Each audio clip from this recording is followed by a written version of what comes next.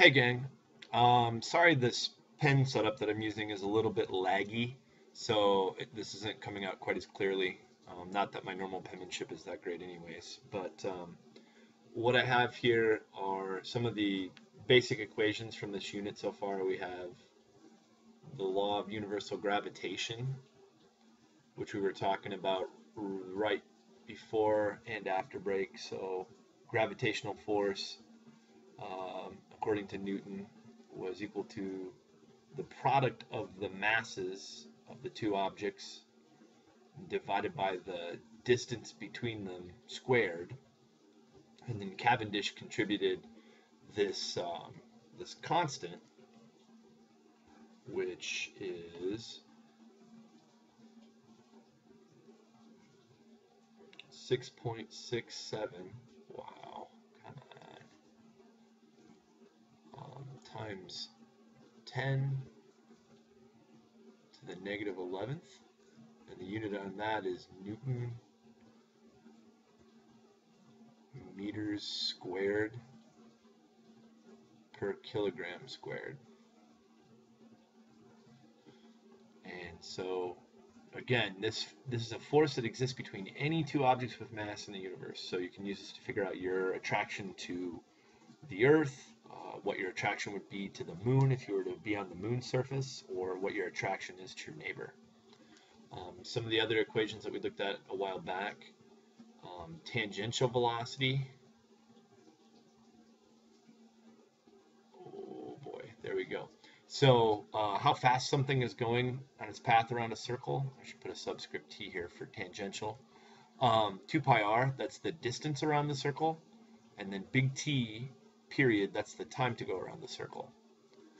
Then angular velocity is just slightly different. Rather than talking about the distance around the circle in terms of meters, it talks about the angle of the circle in radians. So this is 2 pi, which is the angle in radians, radius angles going around the circle one time. And then here's big T, and that's again the time to go around the circle once. So if you have this thing and you want tangential velocity, you multiply it by the radius. If you have this thing and you want the angular velocity, you divide out the radius. That's how you work back and forth there. And our equation that we developed in the lab at the beginning of the unit tells us that an unbalanced central force is equal to the mass of the object times its tangential velocity squared divided by the radius. All right, so a couple of things we can do with these. In the past, if you wanted to know the gravitational force on something, you just took the mass of that object times g. So for me, I'm 100 kilograms, and g, the gravitational field strength here at the Earth's surface, is 9.8 newtons per kilogram. Multiplying these things. So the gravitational force that I feel towards the Earth is 980 newtons. So that's one way of doing it. Now another way of doing it would be that I could go to the law of universal gravitation, and I could multiply, here we got the 6.67 times 10 to the negative 11th. That's a universal number that applies everywhere in the known universe as far as we can tell so far. Multiply that by my mass and the mass of the Earth, 6 times 10 to the 24th kilograms, and then divide that by the distance between our centers, which is 6.4 times 10 to the 6.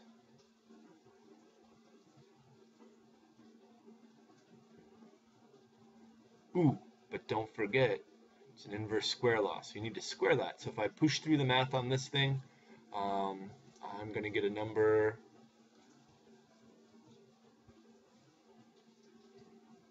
that is 980 newtons. So if you wanted to use your calculator a little bit more, you could solve for gravitational force on something this way, or if you were pressed for time, you could get the same number this way. So these two things are equivalent. I can take m times the gravitational field strength, which we know is 9.8 newtons per kilogram, or I can use this drawn out law of universal gravitation. So how do we get this value g, this easy button thing here? Okay, well, if we set these two expressions equal, my mass times g gives the same answer as big G, that's a G, times my mass times the mass of the Earth, I could call it in this case, divided by the distance between us squared. Well, my mass shows up on both sides of this equation, so I can just cross that out. And now I have an expression to solve for G. So if I put big G, the universal gravitational constant, times the mass of the Earth divided by the Earth's radius squared, I'm going to get 9.8 newtons per kilogram. That's the field strength of the surface. But I could instead put in the mass of Mars and the radius of Mars down here, because again, the radius is how far you are from the center of it when you're standing on the surface. That would give me G on Mars, and it's a little bit less than it is here on the Earth's surface. Or you could do the same thing for the moon. You could find G on the moon, putting in the mass of the moon, and the moon's radius squared down here on the bottom, because that's how far you are from the center of the moon when you're standing on the surface. That gives you G for the moon. So that's how we get these gravitational field strength values. Now, another thing that we had talked about was if you have a satellite orbiting around the Earth, that's a circle, that if you did a free body diagram for that satellite, the only force that's acting on it is gravitational force, pointing towards the center of the Earth. And so in this case, the gravitational force provides the Fuch, which keeps that thing going in a circle. So you can set the law of universal gravitation equal to our equation for, that'd be Cora, equal to our equation for satellite motion, or sorry, for circular motion, m vt squared over r. I'm going to go check on Cora, and I'll be right back. All right, now, again, there are two mass terms here. One of these would be for the mass of the satellite. One of these would be for the mass of the Earth, or the mass of the Sun if you're orbiting around the Sun. Over in this expression for the unbalanced central force, mvt squared over r, this mass it was the mass of the stopper in the lab, the thing that's going in a circle. So here that's the satellite, so that's going to cancel out on both sides. And r here is how far is the center of the satellite from the center of the Earth.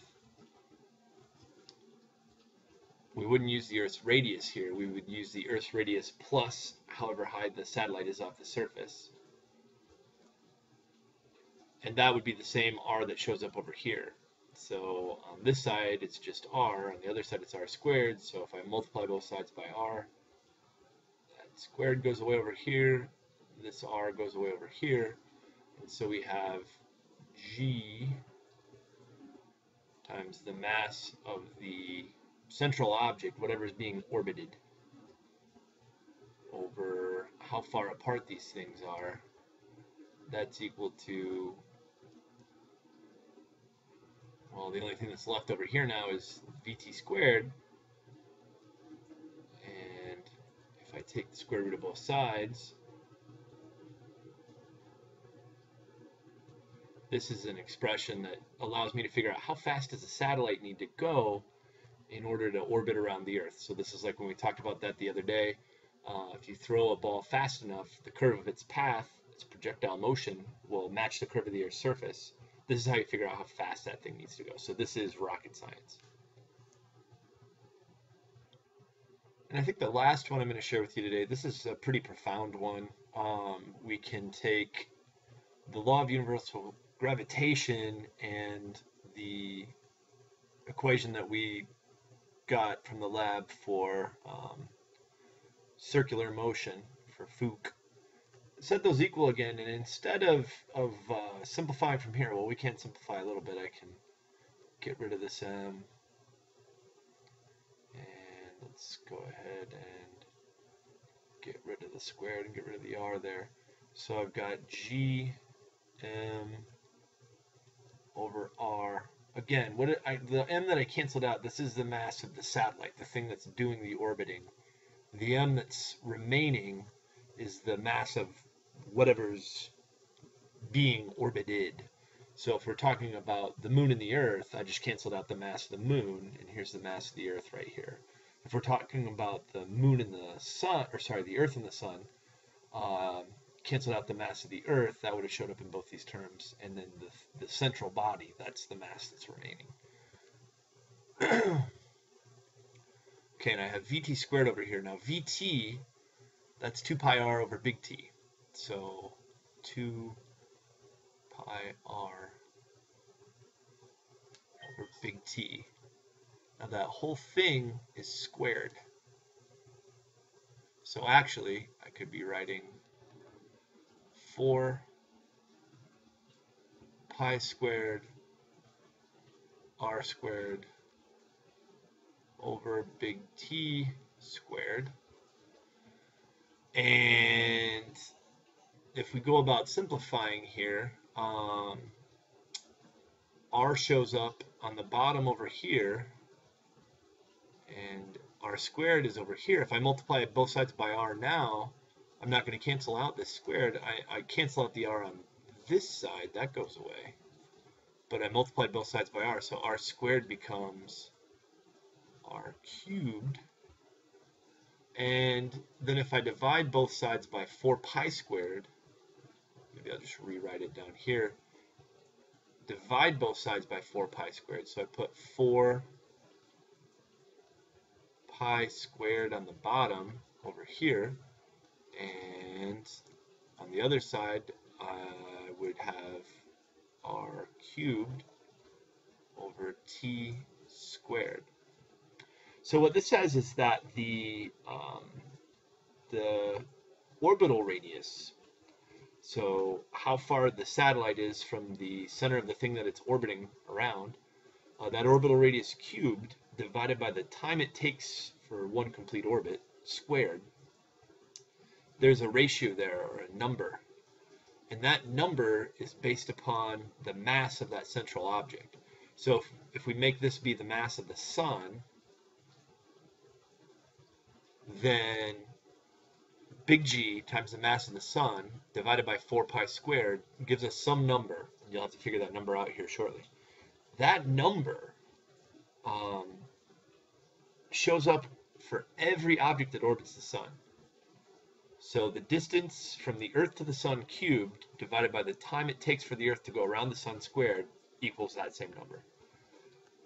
The distance from Jupiter to the sun cubed divided by the time it takes for Jupiter to go around the sun once squared, it equals that same number. So what's really cool about that is a lot of times you can go out into the galaxy beyond our solar system, and you can sort of through observation get a pretty good approximation for distance, for how far something is from whatever it's orbiting. And you can get observational evidence for how much time it takes to go around the thing. And what that allows you to do is figure out the mass of that thing that's at the center. So I wanted to show you this quick. This is from a website from UCLA. So this is an animation. I hope it's not too stop-starty. I'll put the link up on the blog as well. This is an animation that shows a bunch of stars that are in the most central part of the Milky Way galaxy, our galaxy.